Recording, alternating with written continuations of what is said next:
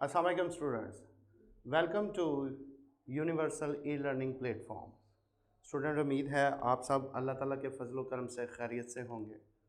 Student, आज का हमारा जो टॉपिक है first year mathematics chapter number 3 matrices and determinant है। आज हम चैप्टर नंबर 3 के बारे में पढ़ेंगे। चैप्टर के दो पोर्शन हैं। पहला पोर्शन जो है वो मैट्रिसेस के बारे में इंफॉर्मेशन है, जिसके बारे में आप 9th क्लास में काफ़ी डिटेल में पढ़ चुके हैं, और चैप्टर का दूसरा पोर्शन जो है वो डिटर्मिनेंट के मुतालिक है। तो स्टूडेंट, सबसे पहले हम सीखते हैं कि मैट्रिक्स क्या होता है। सबसे पहले हम सीखते हैं कि मैट्रिक्स क्या होता है। मैट्रिक्स की जो डेफिनेशन है वो क्या है? अ रेक्टेंगुलर अरे या टेबल, यानी दोनों अरेंजमेंट्स, अरे से मुराद अरेंजमेंट्स या कोई टेबल, टेबल से मुराद क्या है? जदूल। टेबल से मुराद क्या है? जदूल। कोई भी इंफॉर्मेशन जिसको हॉरिजेंटल या वर्टिकल लाइंस में शो किया जाए वो क्या कहलाता है? टेबल कहलाता है। तो कोई भी इंफॉर्मेशन जिसको आप हॉरिजेंटल यानी कितारी शक्ल में या कॉलमी शक्ल में लिखेंगे, और फिर वो क्या इंफॉर्मेशन किस सूरत में होनी चाहिए? नंबर्स की शक्ल में। नंबर्स क्या होते हैं? इंटीजर्स हो सकते हैं, ठीक है, या रैशनल नंबर्स हो सकते हैं, या वेरिएबल्स हो सकते हैं। वेरिएबल से मुराद क्या होता है? एक्स वाई जी की शक्ल में आ सकते हैं, ठीक है। और फिर कॉन्स्टेंट्स, कॉन्स्टेंट्स क्या होते हैं? ए बी सी वगैरह की शक्ल में भी आ सकते हैं। यानी किसी भी शक्ल में आपके पास जो इंफॉर्मेशन आए, चाहे वो नंबर्स हो या वो वेरिएबल्स हो या वो कॉन्स्टेंट्स हो, जब आप उसको एक टेबल की शक्ल में लिख देते हैं, यानी आप उसको वितरी और कालमी शक्ल में या कितारी शक्ल में, यानी रोज की फॉर्म में या कॉलम्स के फॉर्म में लिख लेते हैं, और फिर उसको एंक्लोज्ड बंद कर देते हैं by pair of square brackets. By pair of square brackets.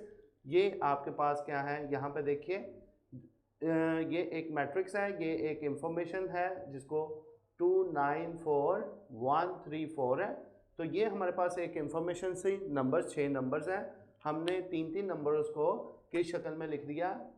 पहले 3 नंबरों को रो, और ये रो 1 है, यहाँ पे इसे R1 कह सकते हैं, और ये रो सेकंड है, और दो नंबरों को कॉलम की शक्ल में लिख लिया। ये C1 है, ये C2 है, और ये C3 है। तो इस इंफॉर्मेशन को, ये आपके पास 6 नंबर्स थे जिसको हमने क्या किया? एक टेबल के फॉर्म में लिख के अरेंज करके क्या कर दिया? स्क्वायर ब्रैकेट्स में बंद कर दिया। तो हमारे पास ये क्या बन गया? एक मैट्रिक्स बन गया। हमारे पास एक क्या बन गया? मैट्रिक्स। आगे देखते हैं students. Generally a matrix is denoted by capital letters. यहाँ पे देखिए, मैट्रिसेस को हमेशा कैपिटल लेटर से रिप्रेजेंट किया जाता है। अब जो नंबर्स होते हैं ये क्या कहलाते हैं? एलिमेंट्स कहलाते हैं। इनको क्या कहते हैं? Elements of matrix. Elements of matrix. और जो मैट्रिक्स होते हैं उसको रिप्रेजेंट करते हैं किससे? कैपिटल लेटर से। तो ये हमारे पास, अब इसमें देखिए, तो हमारे पास यहाँ पे 2 रोज हैं और 3 कॉलम्स हैं। तो इसका जो ऑर्डर होगा, order of a matrix of a क्या होगा? RC, यानी पहले रो काउंट करेंगे और फिर हम कॉलम काउंट करेंगे। जब भी मैट्रिक्स का हमने ऑर्डर बताना होता है, 9th क्लास में आप पढ़ चुके हैं कि पहले हम कॉलम का जब भी मर्तबा बताना होता है तो हम क्या करते हैं? पहले कितारों की तादाद लिखते हैं और बाद में कॉलमों की तादाद। तो इसमें कितारें कितनी है? रोज़ कितनी है? R1 है, R2 है। तो ऑर्डर ऑफ ए इज़ क्या होगा? रोज़ कितनी है? 2, और बाय आगे कॉलम्स कितने हैं? 1 2 3। तो ये क्या आ जाएगा? 3। तो इस मैट्रिक्स का जो ऑर्डर है वो क्या है? 2/3।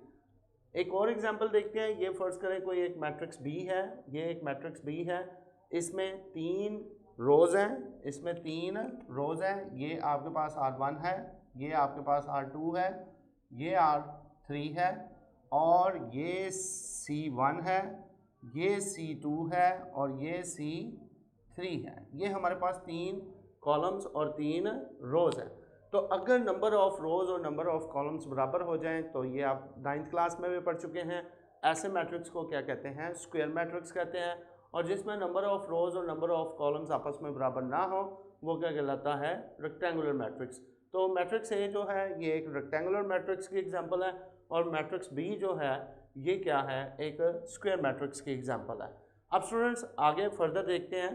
बी इज़ आ, देखिए B is a square matrix of order 3/3, क्योंकि इसमें 3 रोज और 3 कॉलम हैं। वेयर सबसे अहम बात क्या है कि ये जो हमारे पास रेड वाले एलिमेंट्स हैं, ये वाले रेड वाले एलिमेंट्स हैं जो इस शक्ल में आपके पास जा रहे हैं, तो इनको क्या कहते हैं, A11, A22, A33, ये क्या कहलाएंगे, इस कॉल्ड, इसके 3 नाम आ सकते हैं, ये MCQs में भी आपके लिए हेल्पफुल है। इसको मेन डायगोनल कहते हैं, या लीडिंग डायगोनल कहते हैं, या प्रिंसिपल डायगोनल कहते हैं, या प्रिंसिपल डायगोनल कहते हैं। जबकि ये जो इधर वाले एलिमेंट्स हैं ये भी एक डायगोनल की फॉर्म में है, लेकिन इनके ऑर्डर जो हैं ये हैं A13, A23, A31, A13, A22, A31, तो ये क्या कहलाएंगे, सेकेंडरी डायगोनल। तो स्टूडेंट ये जो डेफिनेशन थी ये मैट्रिक्स की है। मैट्रिक्स की डेफिनेशन को एक दफ़ा फिर बताते हैं, एक दफ़ा फिर समझते हैं कि कोई भी इंफॉर्मेशन जब हम उसको रोज़ या कॉलम्स की शक्ल में लिख के, यानी टेबल की शक्ल में लिख दें, और फिर उस टेबल को जब हम स्क्वायर ब्रैकेट्स के साथ बंद कर दें तो वो हमारे पास क्या बन जाता है, एक मैट्रिक्स बन जाता है। और मैट्रिक्स में जो रोज़ और कॉलम्स में जो नंबर्स यूज़ होते हैं वो क्या कहलाते हैं, number of elements of matrices, जबकि मैट्रिक्स को जनरली हम कैपिटल लेटर्स ABCD वगैरह से शो करते हैं।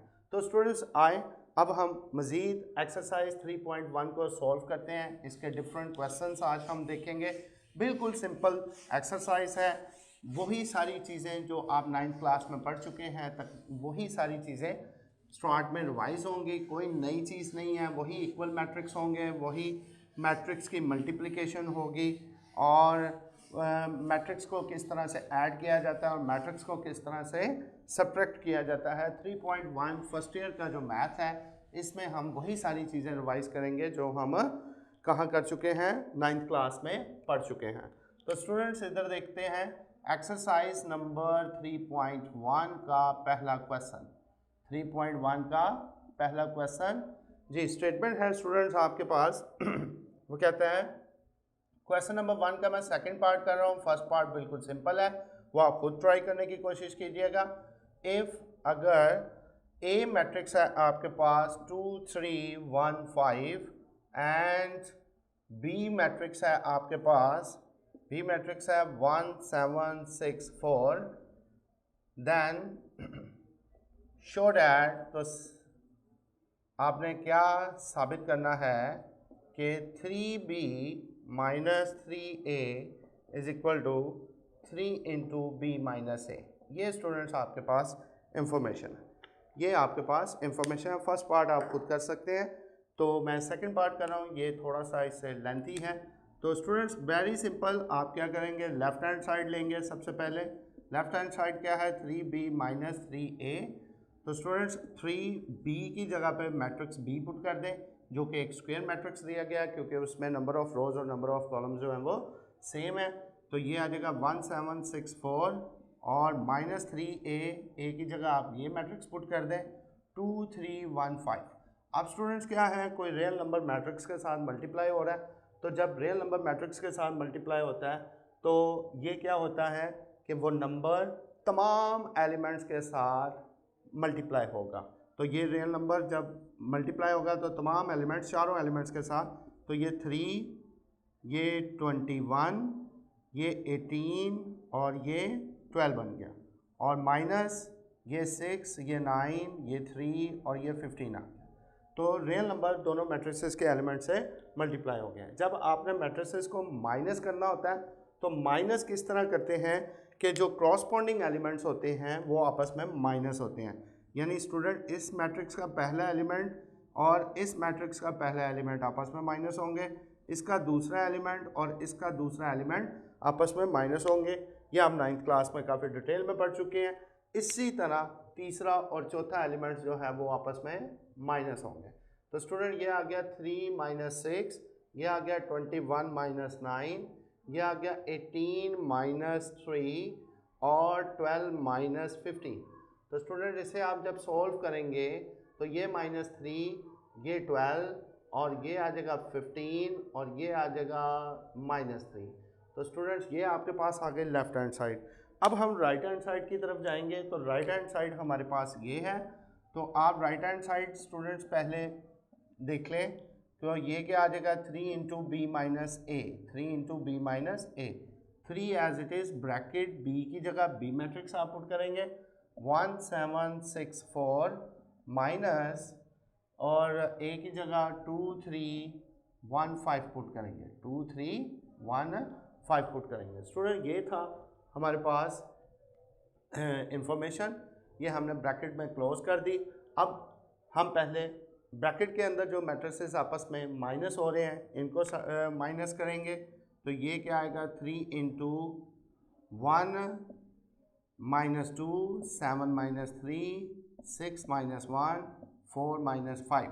ये स्टूडेंट्स आ गया आपके पास, ये आ जाएगा 3 माइनस 1, 4, 5 और -1।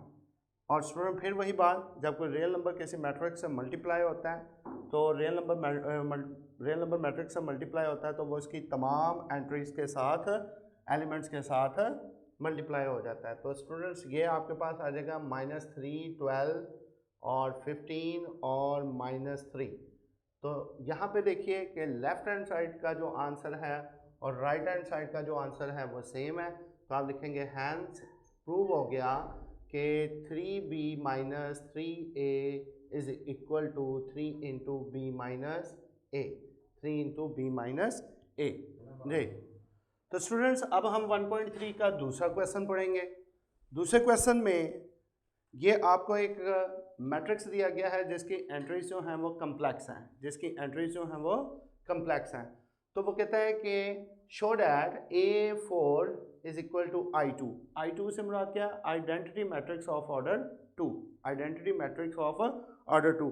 आइडेंटिटी मैट्रिक्स ऑफ ऑर्डर 2 का मतलब क्या होता है कि 1 0 0 1, यानी ऐसा स्क्वायर मैट्रिक्स जिसके द प्रिंसिपल डायगोनल एलिमेंट्स जो होते हैं वो सेम होते हैं और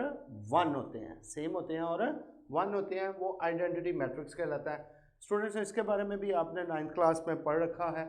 अब यही क्वेश्चन बोर्ड में 2 डिफरेंट टाइप से भी मुख्तलिफ दौर में आ चुका है।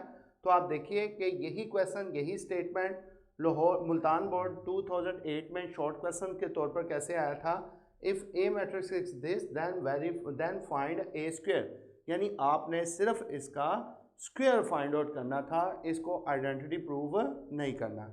जबकि यही क्वेश्चन एक दफ़ा लाहौर बोर्ड में 2 मरतबा आ चुका है कि ए स्क्वायर आपको दिया गया है, जबकि आपने प्रूव करना है कि A4 is equal to I2। जबकि गिवन एक्सरसाइज में जो क्वेश्चन है वो इसको कंबाइन करके सॉल्व करना पड़ेगा कि आपने प्रूव करना है कि A4 is equal to I2, जबकि A4 जो होगा वो A2 इंटू A2 के इक्वल होगा। इसलिए हम पहले क्या करेंगे, A स्क्वायर की कीमत फाइंड आउट करेंगे। A स्क्वायर का मतलब क्या है कि A डॉट A, यानी A को A से मल्टीप्लाई करें। तो स्टूडेंट 9th क्लास में हम इसके बारे में बड़ा डिटेल डिस्कशंस कर चुके हैं कि मैट्रिसेस को आपस में मल्टीप्लाई कैसे करते हैं। मैट्रिक्स को मल्टीप्लाई करने के लिए RC का फार्मूला यूज़ करते हैं। RC का मतलब होता है कि रो कॉलम से मल्टीप्लाई होगी, यानी फर्स्ट रो फर्स्ट कॉलम से और फिर फर्स्ट रो सेकंड कॉलम से। तो जो कॉरस्पॉन्डिंग एलिमेंट्स होंगे, पहला एलिमेंट पहले से मल्टीप्लाई होगा और दूसरा एलिमेंट दूसरे से मल्टीप्लाई होगा। तो स्टूडेंट्स अब हम क्या करेंगे, मैट्रिसेस को मल्टीप्लाई करेंगे। एयोटा मल्टीप्लाई होगा एयोटा से, प्लस 0 मल्टीप्लाई होगा 1 से, रो इनटू कॉलम। अब फर्स्ट रो सेकंड कॉलम पे जाएगी तो एयोटा मल्टीप्लाई होगा 0 से, प्लस 0 मल्टीप्लाई होगा माइनस एयोटा से। तो स्टूडेंट्स पहली रो ने क्या किया, दोनों कॉलमों के साथ मल्टीप्लिकेशन कर ली। अब हम सेकंड रो के साथ मल्टीप्लाई करेंगे तो 1 होगा एयोटा से और माइनस एयोटा होगा 1 से, और 1 होगा 0 से और माइनस एयोटा होगा माइनस एयोटा से। तो ये स्टूडेंट्स हमने मैट्रिसेस को आपस में क्या कर लिया, मल्टीप्लाई कर लिया। अब ये बनेगा iota square plus zero, zero minus zero और आयोटा माइनस आयोटा और ज़ीरो प्लस आयोटा स्क्वायर। तो स्टूडेंट्स ये आपके पास क्या आ गया, minus one, iota square minus one होता है, ये ज़ीरो, ये इससे कैंसिल, इट्स मीन ये भी ज़ीरो, और आयोटा स्क्वायर जो होता है माइनस वन होता है। तो स्टूडेंट्स आप देख सकते हैं कि बोर्ड में जब ये क्वेश्चन आया तो उसने आयोटा स्क्वायर की वैल्यू खुद दे दी आपको, और वो आगे कहता है कि prove that A4 is equal to I2 यानी आइडेंटिटी मैट्रिक्स ऑफ अ 2। तो लेकिन बुक की स्टेटमेंट के मुताबिक हमने पहले ए स्क्वायर फाइंड आउट कर लिया है। अब हमारा टारगेट क्या है कि हमने जाना है कहाँ पे, A4 पे। तो A4 जो होगा a raise to power 4 is equal to A square dot A square के इक्वल होगा। अब ए स्क्वायर और ए स्क्वायर को मल्टीप्लाई करके देखते हैं क्या आइडेंटिटी मैट्रिक्स आता है कि नहीं। अगर आइडेंटिटी मैट्रिक्स आ गया तो हमारा क्वेश्चन प्रूव हो जाएगा। तो स्टूडेंट्स हम क्या करेंगे, A4 फाइंड आउट करने के लिए ए स्क्वायर की वैल्यू पुट करेंगे। ए स्क्वायर की value minus one zero zero minus one और minus one zero zero minus one है। तो ये वैल्यूज़ हमने पुट कर दी। अब दोबारा हम इन मैट्रिसेस को आपस में मल्टीप्लाई करेंगे। तो वही हम मेथड यूज़ करेंगे कि रो जो है वो कॉलम से मल्टीप्लाई होगी, पहली रो पहले कॉलम से और फिर पहली रो दूसरे कॉलम से। रो और मल्टीप्लिकेशन के लिए ये फार्मूला आपके जहन में हमेशा होना चाहिए कि रो इंटू कॉलम होता है। तो स्टूडेंट्स अब हम इनको मल्टीप्लाई करते हैं। इधर क्या आएगा A4, इधर क्या आएगा A4। तो स्टूडेंट्स ये क्या आ गया, A4 is equal to row into column, यानी पहले माइनस वन मल्टीप्लाई होगा माइनस वन से और ज़ीरो मल्टीप्लाई होगा ज़ीरो से, फिर सेकेंड कॉलम के साथ माइनस वन मल्टीप्लाई होगा ज़ीरो से और ज़ीरो मल्टीप्लाई होगा माइनस वन से, फिर ज़ीरो मल्टीप्लाई होगा माइनस वन से और माइनस वन मल्टीप्लाई होगा ज़ीरो से, और फिर ज़ीरो मल्टीप्लाई होगा ज़ीरो से और माइनस वन मल्टीप्लाई होगा माइनस वन से। तो स्टूडेंट्स A4 किसके इक्वल आ जाएगा, one plus zero, zero plus zero और ज़ीरो प्लस ज़ीरो और ज़ीरो प्लस वन। तो स्टूडेंट्स A4 किसके इक्वल आ जाएगा, वन ज़ीरो ज़ीरो वन। तो बेटा ये क्या आपके पास आ गया स्टूडेंट्स, ये एक आइडेंटिटी मैट्रिक्स है, इसका ऑर्डर जो है वो 2/2 है, इसका ऑर्डर 2/2 है, स्क्वायर मैट्रिक्स है, दो रोज हैं दो कॉलम्स हैं। आइडेंटिटी मैट्रिक्स क्यों है, फिर सुन लें, क्योंकि इसके प्रिंसिपल डायगोनल एलिमेंट्स के जो एलिमेंट्स होते हैं वो सेम होते हैं और वन के इक्वल होते हैं, इसलिए ये क्या है आइडेंटिटी मैट्रिक्स। तो A4 की जगह मैं I2 identity matrix of order 2 put कर सकता हूँ। तो स्टूडेंट यही हमारी स्टेटमेंट थी, यही हमने प्रूव करना था कि एक मैट्रिक्स दिया गया है जिसकी एंट्रीज जो हैं वो कम्प्लेक्स हैं, और हमने प्रूव क्या करना है कि इस मैट्रिक्स की अगर A4 निकाला जाए, यानी इस मैट्रिक्स को आपस में 4 टाइम मल्टीप्लाई किया जाए, तो ये आइडेंटिटी मैट्रिक्स ऑफ ऑर्डर 2 के इक्वल आ जाता है। स्टूडेंट्स ये था हमारा आज का लेक्चर, जिसमें आज हमने सीखा कि मैट्रिक्स क्या होता है, मैट्रिक्स के एलिमेंट्स क्या होते हैं, मैट्रिक्स को रिप्रेजेंट कैसे किया जाता है, मैट्रिक्स को की एडिशन कैसे की जाती है, सब्ट्रैक्शन कैसे की जाती है, और मैट्रिक्स को मल्टीप्लाई कैसे किया जाता है। उम्मीद है ये जो बेसिक इन्फॉर्मेशन थी मैट्रिसेस के बारे में जो आप 9th क्लास में पढ़ चुके हैं, यहाँ पे आज के लेक्चर के बाद वो आपकी रिवाइज हो गई होगी। फर्दर हम अगले लेक्चर में 1.3 के दूसरे बाकी के रिमेनिंग क्वेश्चंस को सॉल्व करेंगे। उम्मीद है अल्लाह ताला के फजल करम से आज का लेक्चर आपको मुकम्मल तौर पर समझ आ गया होगा। खुदा हाफिज़।